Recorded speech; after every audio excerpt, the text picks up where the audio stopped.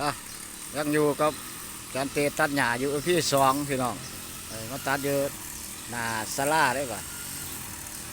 นี่ก็คือโบสถ์ห้องพี่สองเอาเบิ่งคนตัดหญ้า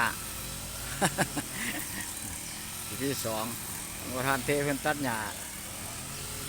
เพิ่นก็ตัดเป็นก็ได้ใครแน่แล้วบ้านกำลังคุ้นกับเครื่องพี่สองต่อเพิ่นตัดหญ้าต่อพี่สอง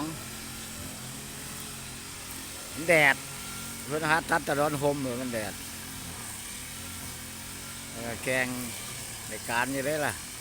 อันนี้แล้วลดความอ้วนลดไขมันลงยังไง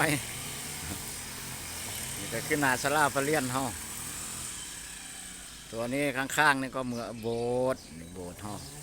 นี่คือโบสถ์เอาดองกองน้ำมาประทาน